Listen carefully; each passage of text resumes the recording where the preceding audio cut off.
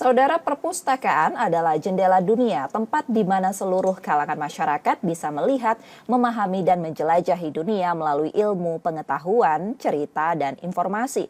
Lantas, seperti apa peran perpustakaan dalam meningkatkan minat baca? Kita akan bahas, saudara, bersama pegiat literasi Mas April yang sudah hadir di studio Kompas TV Palembang pada pagi hari ini, serta pustakawan Siwi Anjarwati yang terhubung melalui jaringan Zoom. Selamat pagi, Pak Mas April dan juga Mbak Siwi yang ada di Oku Timur. Pagi Mbak Reski dan Mbak Tiwi. Baik, kita langsung saja nih ke topik pembicaraan kita pada pagi hari ini terkait dengan membangun minat baca melalui budaya literasi dan perpustakaan nih Mas April. Mungkin awalnya bagaimana Anda melihat minat baca di kalangan masyarakat saat ini? Oke, mungkin kalau saya sih jujur saja, sekarang kalau untuk minat baca di masyarakat aku sangat kurang. Karena kita lihat sekarang ada beberapa kasus di provinsi lain bahwa banyak anak-anak SMP yang belum bisa membaca. Tapi kita ngomong untuk di Palembang sendiri, sebenarnya untuk kota Palembang untuk minat bacanya sudah cukup lumayan meningkat. Tapi di beberapa daerah masih banyak yang anak-anak yang belum bisa membaca seperti itu. Dan saya pernah membaca literasi dari Sekolah Guru Literasi Indonesia bahwa Sumatera Selatan ini menjadi peringkat ke-10 terendah untuk minat baca. Seperti itu. Jadi sih menurut saya pribadi banyak peran yang dilakukan tidak hanya masyarakat, kita dari keluarga. Mungkin saya pengen share bahwa membaca itu seharusnya dari budaya keluarga dulu. Banyak pemimpin-pemimpin hebat di Indonesia ini seperti Bung Hatta, kemudian Gus Dur, dan juga ada B.J. Habibie, itu mereka membudayakan baca dari rumah. Menjadi salah satu budaya baca dari keluarga. Saya pribadi nih, saya sudah mencontohkan sendiri. Ketika saya punya anak, saya juga memang saya hobi membaca. Saya membuat perpustakaan untuk anak di rumah sendiri. Nah, selain itu, saya juga membuka taman bacaan masyarakat di sekitar lingkungan saya secara gratis.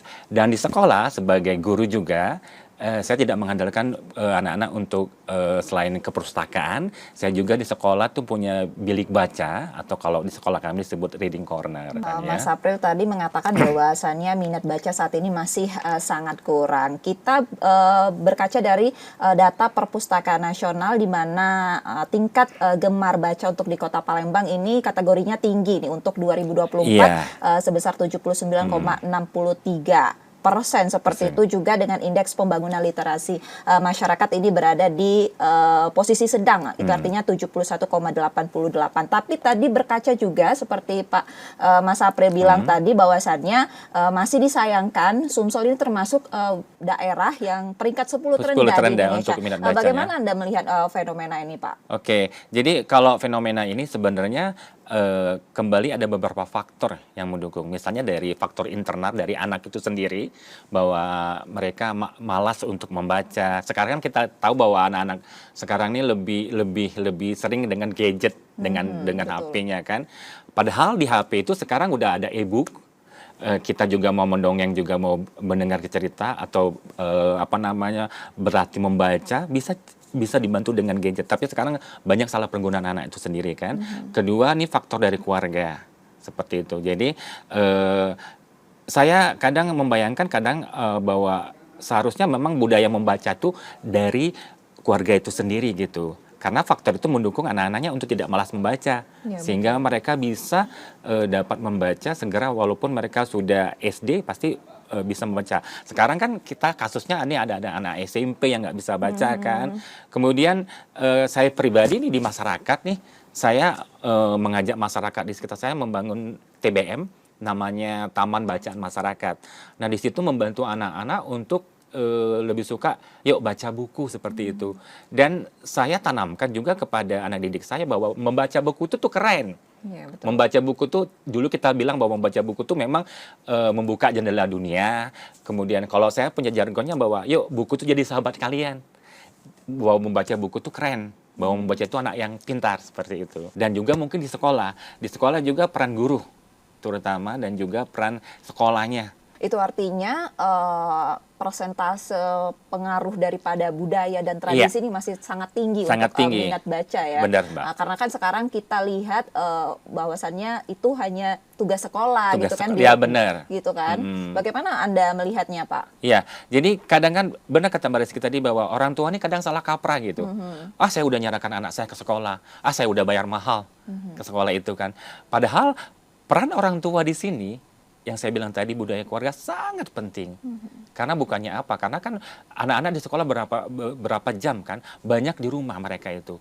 Jadi saya minta orang tua setidaknya ya di rumah bisa menjadi salah satu sosok ya untuk mengajak anaknya membaca. Atau sekarang mungkin kalau lagi liburan weekend nih diajak ke toko buku seperti itu. Saya bilang tadi buku-buku murah. Apalagi kan di toko buku Palembang udah banyak nih. 5.000 aja Bapak Ibu, Mbak Rizky. Saya udah dapat buku-buku murah 5.000, 6.000 sampai harga puluhan. Tapi itu udah menyenangkan. Salah satu ya mengajak anak-anak tuh kalau dia bosan baca di rumah ya ajak ke toko buku. Di sana kan bisa diajak mencari buku kesukaan mereka seperti itu. Jadi peran keluarga juga menurut saya sangat dominan ini. Saya bergeser ke Mbak Siwi nih sebagai pustakawan. Mungkin di tengah era digital saat ini apa sih membuat Mbak Siwi tertarik untuk menjadi seorang pustakawan, dan sebenarnya tugas pustakawan tuh apa sih? Kenapa saya tertarik menjadi seorang pustakawan? Karena kurang lebih sama tadi yang disampaikan, bahwa saya merasa perpustakaan itu bukan cuma sekedar tempat penyimpanan buku, tapi di perpustakaan itu kita bisa mengupgrade diri, kayak gitu. Jadi saya itu ingin menciptakan perpustakaan sebagai ruang belajar, ruang kreasi, ruang kreatif untuk siswa-siswa di sekolah lain gitu. Karena kan perpustakaan itu fungsinya ada banyak. Salah satunya itu sebagai fungsi rekreasi. Dan selama ini fungsi rekreasi di perpustakaan sekolah itu sering sekali terabaikan. Perpustakaan hanya difokuskan sebagai tempat belajar, kemudian harus sepi, sunyi, bahkan pustakawan sering dilabeling sebagai orang yang galak, pakai kacamata dan bawa penggaris. Kemudian tugas pustakawan sendiri menurut saya itu bukan hanya untuk mengatur koleksi, tapi juga membimbing, mendampingi siswa untuk belajar mencari informasi. Apalagi kalau misalnya sebagai pustakawan di sekolah dasar, itu kan siswa masih bingung harus bagaimana mencari informasi. Nah, di situ fungsi pustakawan. Jadi pustakawan tidak hanya menata buku, tapi juga mengarahkan siswa untuk mendapatkan informasi sesuai dengan kebutuhannya.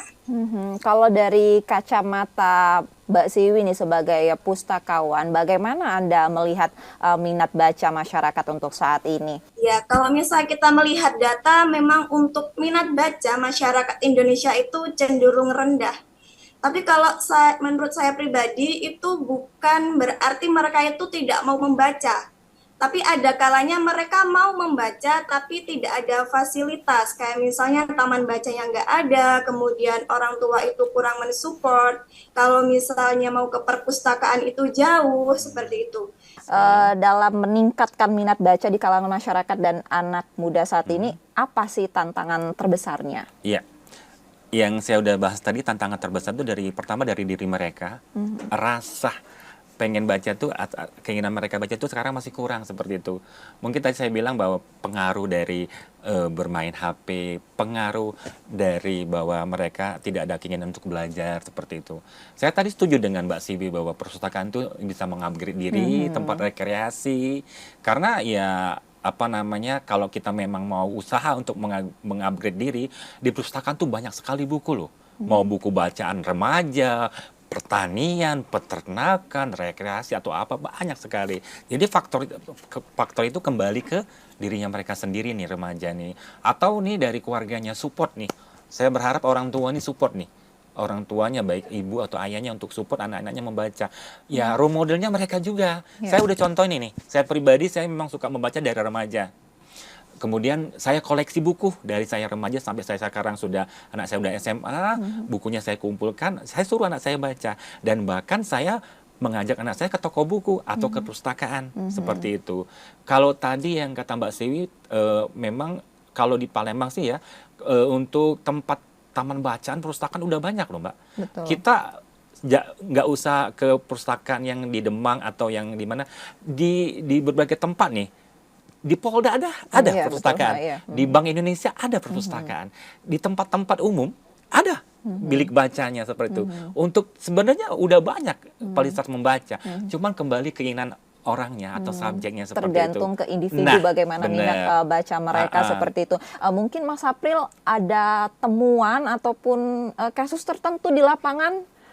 Benar, Mbak. Jadi kemarin tanggal 31 Agustus, saya TBM kami, Rumah Literasi Abi Afgan, kami mengadakan lomba untuk pertama kali ya, Duta Literasi Remaja Sumatera Selatan. Alhamdulillah itu dari berbagai macam daerah, ada dari Sumatera Selatan, ada dari Palembang, Pagar Alam, kemudian dari Tebing Tinggi, dari Banyuasin, dan beberapa kota lainnya dari Palembang itu untuk mengikuti ajang tersebut. Dan di situ saya ada temuan bahwa adik-adik ini termotivasi ngikut Duta Literasi Remaja itu bahwa mereka tuh bahwa ada kasus di lingkungannya anak SMP temennya anak SMA nggak bisa baca.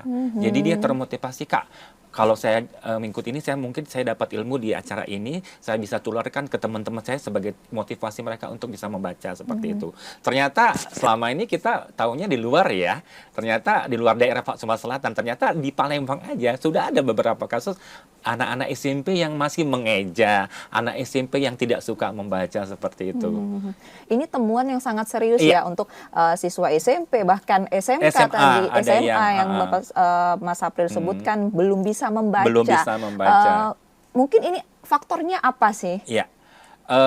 Tadi benar kata Mbak Siwi saya juga bahwa tempat yang menurut cerita dari anak tadi bahwa mengapa temannya itu tidak bisa membaca karena faktor di lingkungan mereka tidak ada tempat membaca seperti kayak TBM, tempat taman bacaan masyarakat atau motivasi ke orang tuanya dari keluarganya, dari budaya dari keluarganya seperti itu. Karena biasanya di daerah pedesaan itu orang tuanya kan bekerja nih. Sibuk bekerja, anak-anaknya kan mereka bekerja dari pagi atau sampai sore kan. Jadi pengawasan orang tua agak longgar kan. Anaknya juga tidak ada keinginan untuk membaca seperti itu. Mungkin ada dibutuhkan upaya kolektif seperti itu dari pihak-pihak terkait mungkin. Benar-benar, Mbak. Jadi saya malah bilang ke anak tersebut, yuk dek kita bikin TBM di sana, kakak support nih.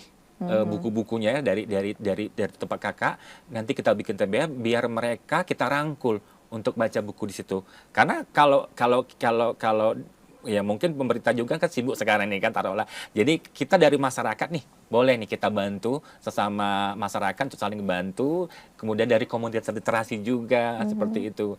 Kalau di daerah-daerah kan mungkin ada, saya pernah mendengar tuh ada di desa-desa tuh suka ada taman bacaan loh, Mbak. Ya. Di puskesmas malah saya pernah juga ada. Kita sudah kembali terhubung nih sama Mbak Siwi. Mungkin kita bisa lanjutkan nih, tadi sempat terputus ya Mbak Siwi. Mungkin tantangan terbesar nih untuk Mbak Siwi sebagai pustakawan apa? Mengingat tadi Mbak Siwi katakan bahwasannya seorang pustakawan itu tidak hanya mendata koleksi buku saja, tetapi juga memberikan informasi ataupun mengarahkan seperti itu. Baik, untuk tantangan yang saya alami sendiri, posisinya di sini saya sebagai pustakawan sekolah ya. Yang pertama yaitu tentang terbatasnya fasilitas yang ada di perpustakaan. Karena kan selama ini kita tahu kalau misalnya perpustakaan hanya difungsikan sebagai gudang buku. Bahkan untuk pengadaan komputer pun terbilang masih cukup sulit untuk di beberapa sekolah. Kemudian di sini pustakawan juga harus adaptif ya terkait dengan perkembangan zaman, apalagi untuk anak-anak zaman sekarang itu dia lebih asik dengan handphone, kemudian asik dengan dunia digital. Jadi informasi yang mereka baca itu hanya sepintas-sepintas. Dan ini yang masih jadi tantangan terbesar apalagi untuk kita semua termasuk orang tua juga, guru, pustakawan. Bagaimana caranya kita untuk meningkatkan minat baca ini? Baik. Kalau misalnya saya sebagai pustakawan, saya mengaplikasikan bagaimana caranya kita mengenalkan literasi ke anak walaupun dengan keterbatasan fasilitas yang ada. Jadi bagaimana caranya kita mengemas literasi itu? Mungkin bisa dikemas dalam bentuk permainan atau yang lain. Baik, tantangan adalah pesatnya teknologi untuk saat ini. Bagaimana Anda beradaptasi dengan kondisi ini, Mbak Siwi? Saya beradaptasi yang pertama saya memanfaatkan dulu media atau perangkat yang ada di perpustakaan. Kalau misalnya di perpustakaan saya itu kebetulan pondok pesantren basicnya. Jadi di perpustakaan itu disediakan Chromebook. Nah, itu saya fungsikan untuk anak-anak belajar bagaimana caranya kita menggunakan Chromebook, bagaimana caranya kita itu untuk mencari informasi, kemudian mendapatkan informasi, lalu bagaimana sih cara kita itu mengambil poin-poin dari informasi yang kita dapatkan secara digital. Kemudian untuk fasilitasnya sendiri kan terbatas, di perpustakaan itu hanya ada 5 Chromebook. Kemudian bagaimana caranya agar semua siswa itu bisa merasakan dampaknya, yaitu dengan melakukan jadwal. Jadi setiap hari ada kelas yang dijadwal untuk belajar Chromebook di perpustakaan. Itu artinya ada pengaruh kualitas buku kah di dalam minat baca ini, Mbak? Ya, ada. Cuman untuk buku saya lebih mendorong mengemasnya itu dalam bentuk game. Jadi untuk target saya di semester ini adalah mengenalkan literasi digital kepada anak. Setelah itu nanti di semester 2, semester selanjutnya saya akan mengenalkan terkait dengan literasi buku, bahwa kenapa di sini saya mengutamakan literasi digital di samping dengan literasi membaca buku, karena di sini anak-anak itu dia kan lebih greget kalau misalnya diajak untuk bermain teknologi. Apalagi pondok pesantren itu kan tidak boleh memegang teknologi. Jadi di sini adalah pancingan dulu nih supaya anak itu mau ke perpustakaan. Untuk kemasannya itu saya kemas dalam bentuk game. Jadi saya ada satu buku atau mungkin satu judul itu saya kemas dalam bentuk game. Misalnya, coba kamu cari buku ini, kemudian kamu coba baca di halaman sekian, nanti coba presentasikan, nanti akan ada hadiah menarik kayak gitu. Baik, Mas April tadi sudah disinggung terkait dengan kualitas buku, bahwasannya Mbak Siwi di sini juga sebagai inovasi adanya literasi digital seperti itu. Bagaimana Mas April menanggapi hal tersebut? Ya, saya juga sangat setuju nih. Kemarin waktu lomba Duta Literasi Remaja, salah satunya persyaratannya adalah mereka harus membuat konten literasi. Jadi mereka membuat konten digital, konten kreator mereka membuat konten yang berhubungan dengan kegiatan literasi mereka baik di sekolah maupun di masyarakat. Karena apa nih, benar kata Mbak Sewi, anak-anak Gen Z sekarang ini hobi sekali bikin konten ya. Nah, saya kemarin tuh mengawinkan nih antara lomba literasi dengan hobi mereka. Jadi kemarin itu terpilih 30 finalis. Sebenarnya yang mendaftar 75. Nah, dari 75 itu kami curutkan menjadi 30 finalis. Nah, salah satunya tadi kami pancing dengan konten. Nah, karena kan anak-anak Gen Z sekarang kan mereka ditantang untuk membuat suatu konten yang berguna bagi masyarakat untuk tentang literasi seperti itu. Baik, saya ke Mbak Siwi lagi nih. Tadi kan Anda sebagai pustakawan di perpustakaan sekolah tadi membuat inovasi literasi digital. Seberapa efektifkah hal ini untuk mempengaruhi minat baca? Menurut saya ini cukup efektif ya, karena selain itu di media digital itu juga saya selipkan gimana sih caranya kita itu mencari koleksi yang sangat menarik kayak gitu. Jadi saya ajarkan mereka untuk mencari resensi buku itu. Jadi setiap kali ada kelompok yang ke perpustakaan, tugas pertama yang saya berikan adalah coba kalian cari resensi buku, lalu kalian timbang, kalian baca secara digital. Karena kan sekarang di IPUSNAS itu sudah ada fasilitas untuk membaca digital ya. Nah, jadi saya arahkan ke situ agar mereka membaca lalu mempresentasikan. Setelah itu untuk outputnya itu saya minta mereka untuk menuliskan ke dalam kertas. Nanti untuk pertemuan selanjutnya kita akan buatkan video terkait dengan resensi buku oleh mereka kayak gitu. Mbak Siwi, tadi kan kita singgung di awal bahwasannya minat baca itu dipengaruhi juga oleh tradisi dan budaya di keluarga gitu. Sebagai seorang pustakawan, bagaimana Mbak Siwi melihat hal tersebut, Mbak?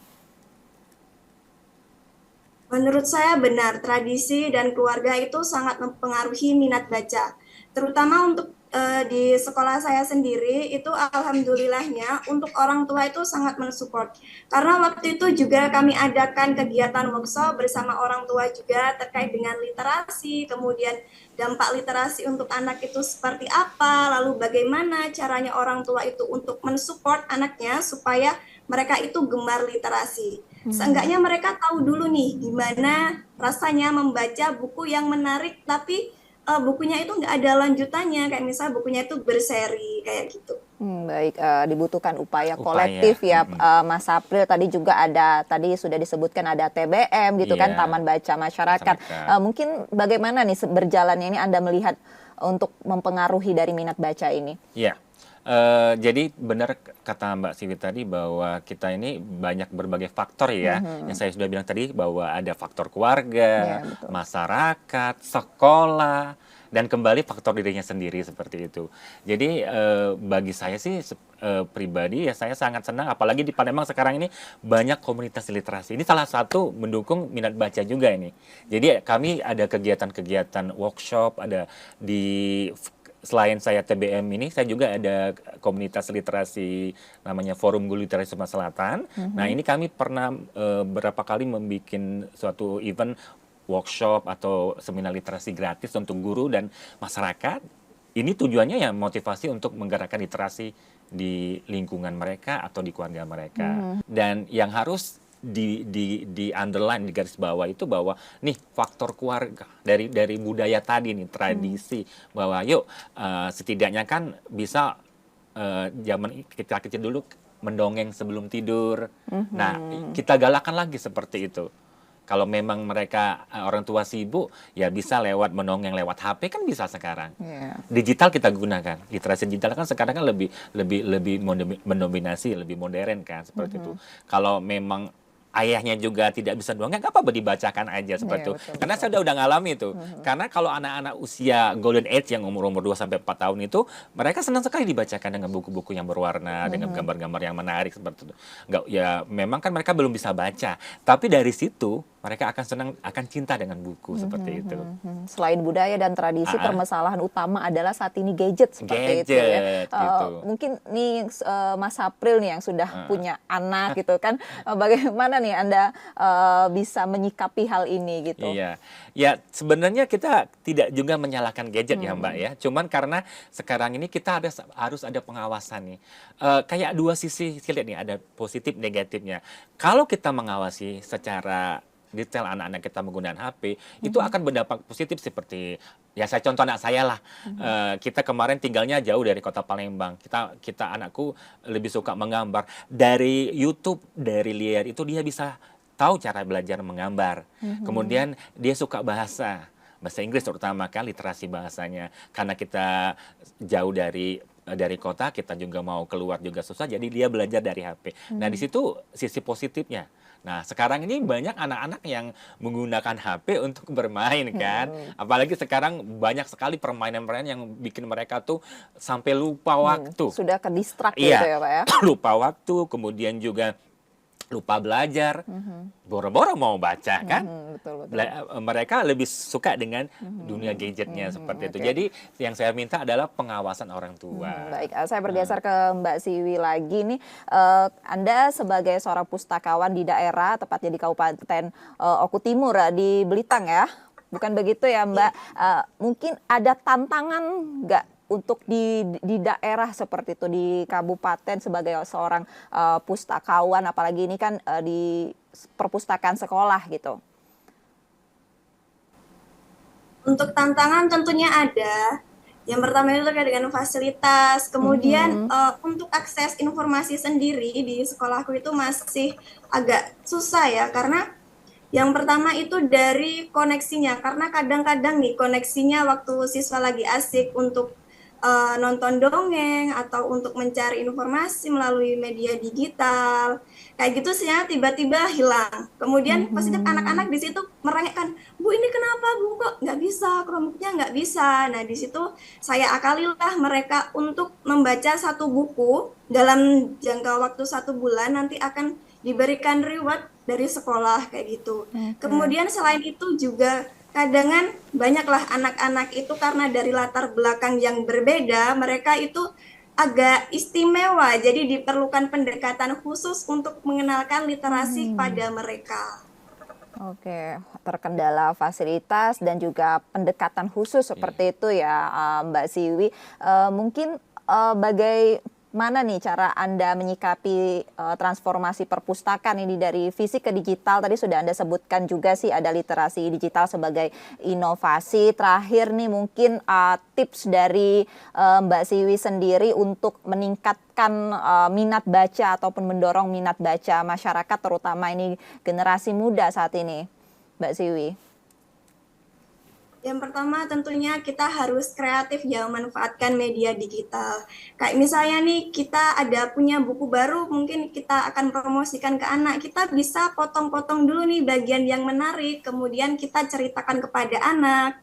Selain itu juga bisa nih kita bentuk video animasi. Sekarang kan kita bisa memanfaatkan AI ya untuk membuat video kayak gitu. Jadi bisa dipromosikan ke anak. Selain itu kita juga bisa mengadopsi permainan tradisional dikaitkan dengan literasi supaya mereka tidak hanya fokus pada gadget kayak gitu, tapi mereka juga ada olah fisiknya. Tapi nggak cuma olah fisik aja, di situ ada pengetahuan literasi yang bisa mereka dapatkan.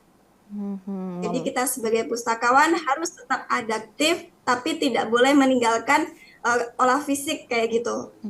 Memanfaatkan teknologi seperti itu ya Mbak Siwi. Ini saya terakhir ke Mas April nih, mungkin bisa strategi atau tips yang mungkin bisa mendorong minat baca di kalangan masyarakat ini apa, Mas? Iya, kalau saya sih yang sesuai dengan pengalaman saya pribadi, kita mulai minat membaca itu dari tradisi keluarga dulu, budaya membaca dari keluarga kita.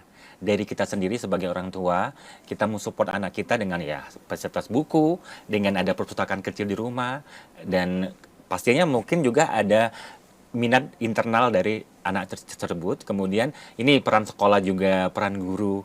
Itu guru juga nih saya harapkan untuk suka membaca nih, jangan menyuruh anak didiknya membaca tapi gurunya tidak suka membaca, seperti itu.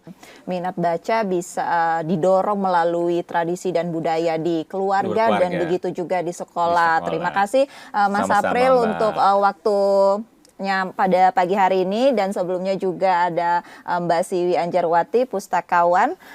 Terima kasih sudah menyempatkan waktunya untuk bergabung bersama kami pada pagi hari ini. Saudara, perbincangan tadi menjadi akhir dari Sapa Sumbaksau pada hari ini. Akhirnya saya Reski Oktara pamit, selamat beraktivitas dan tetaplah menyaksikan Kompas TV Independen Terpercaya. Sampai jumpa.